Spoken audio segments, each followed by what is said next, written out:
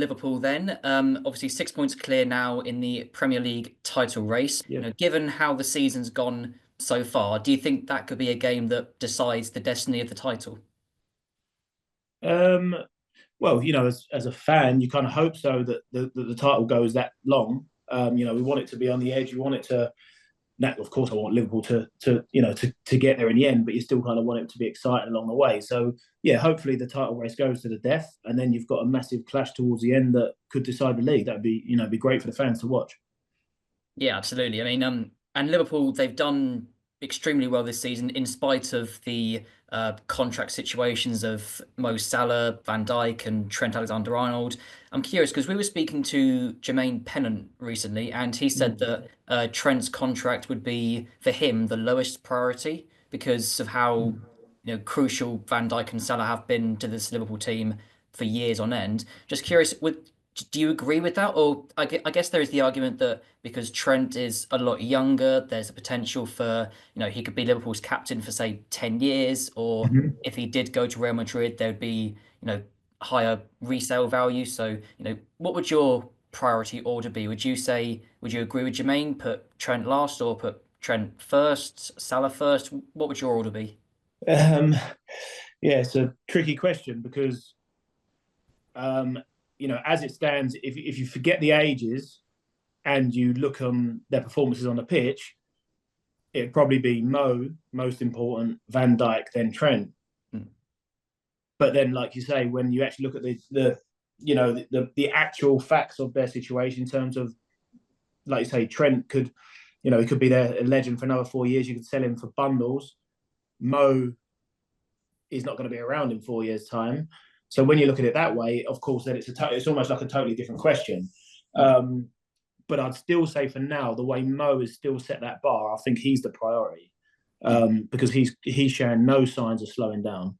And a striker that's going to bag you almost guaranteed 20 goals and almost as many assists, that is bloody hard to replace. Yeah.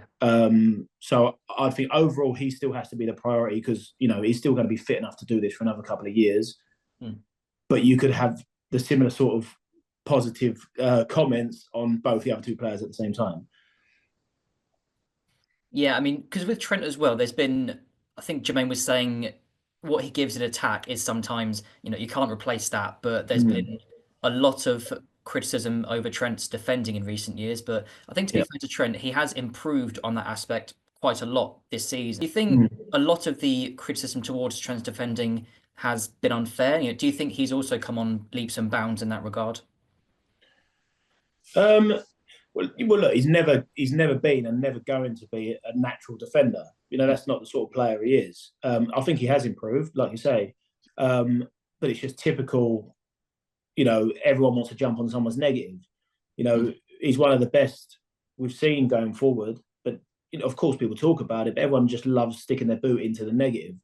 If you look what he brings to a team, it's fantastic. It's untouchable.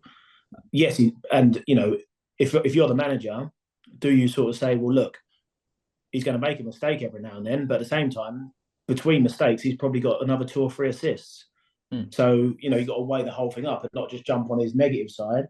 But look, he's clearly better going forward. He brings a lot to the team, and he's a player that I bet almost any player at Liverpool would want him in the team in the starting 11. Yeah, definitely. And you briefly touched on there with Salah, the goals he brings, the goals he should continue to bring in the next couple of years. Mm. That brings me on to my next question about Darwin Núñez, obviously a player who's never really settled at Anfield, but he had that heroic brace against Brentford at the weekend. With that could that be the game that really reignites his Liverpool career, or do you think they should still, you know, should they try to replace him with a striker who's perhaps more clinical in the summer? Because they've already got a player like that in Diogo Jota, who we know if he has a chance in front of goal, 9 times out of 10 he's finishing it. Or is there still scope for Liverpool to keep Núñez for a bit longer? Because like you say, if Salah's still there, if he's still providing 20 goals a season, then what Núñez brings to the rest of the team in terms of because he gets a few assists, he's unpredictable, often in Mm-hmm. a good way in that final third. So, can you see him really kicking on from here? I hope so, because I've been probably his biggest fan.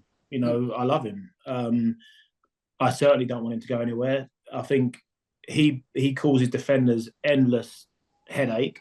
Mm. He might not get as many goals as a striker should, and he'll miss some crazy easy chances that he should score.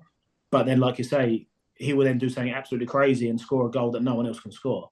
Mm. So, if he could be a bit more consistent, then I don't think people even be talking about him leaving, because his work rate's there. He's one of the lads. He's one of the team. Even when he's not starting, he's one of the first off the bench celebrating his teammates' score. Mm. So he's clearly a good lad to have around. I think the defenders, would hate to play against him. So I think the others get to do what they do because he occupies so many players. He might not get the credit he deserves, but I think he's an important player for Liverpool. Yeah, absolutely. Okay, brilliant. So we'll move on to Chelsea and their position in the title race. Of course, they've fallen off a little bit recently, had a good win last night, but they're still a bit off the pace now. And that came after, Enzo Maresca was always saying that Chelsea are not contenders. They're not in a title race.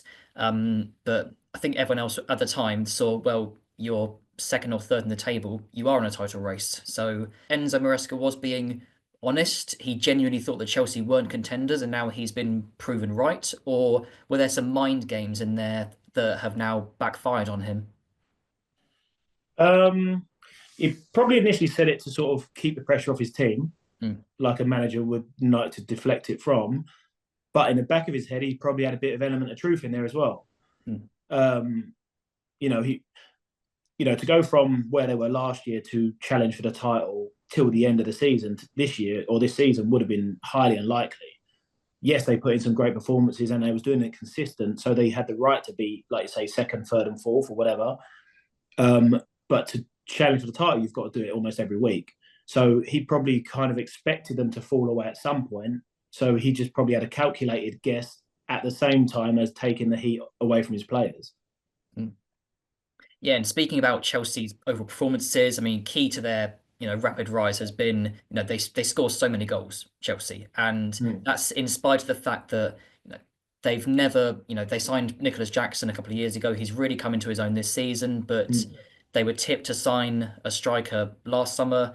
Obviously they signed Guiri from Barcelona, but the moves for Osimhen, Tony, they didn't come off. And this window, there's Mm. been talk of it does seem that Chelsea are maybe stockpiling wingers a bit because they've been linked a lot with Garnacho from Man United this month. Obviously, Mm. very talented player, but do you still feel that there is scope for, or Chelsea need to prioritise this new number nine, or because of what Jackson and Cole Palmer bring to the team, they can maybe shift their focus elsewhere?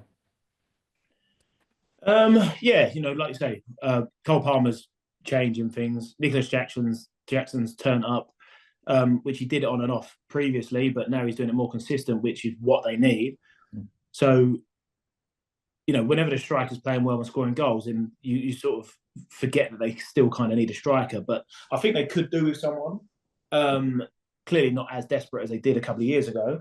So, even just for someone to keep Nicholas Jackson on his toes and performing, and it either kick him on or the other guy will do better. So I think they still need to get a number nine, because I don't think someone can turn it around so quick and then do it for the next 5 years. Um, but in fairness to the players, they signed a lot of people at the same time. Nicholas didn't know the league, so it's going to take some time, realise how little space you actually get as a striker in the Premier League. So hopefully he's now learned from all that and he can kick on and be their main man. But I think for a team like Chelsea, if you are going to try and compete, you probably need two of those type of players. Mm. And Kieran, you just said about, Jackson now knows the Premier League. So if Chelsea were going to go for another big money striker this summer, would you Mm. want them to go for a player who already has Premier League experience? Like, I mean, the first name that springs to mind for me is Alexander Isak, but they've been Mm. linked with Victor Osimhen, Gyökeres. Ivan Toney, of course, has got experience in the Premier League. So do you Yeah. think if they do, they should prioritise a player who has got that know-how in the Premier League as opposed to a Gyökeres or Yeah. Osimhen or Benjamin Sesko? Yeah, well, it's a huge positive for sure. Because anyone that's scoring goals in other leagues, yeah, that's great, and that's a credit to them. But if you've got that, or you've got someone that's already doing it in the Premier League, that has to be a box ticked. There's certain players like Osman that, they look like they have absolutely every attribute to do well in the Premier League, but we've seen that before, and then sometimes it doesn't happen. So I just think when someone is doing it in the Premier League, if they're available, that is a safer bet, safer option than somebody that isn't.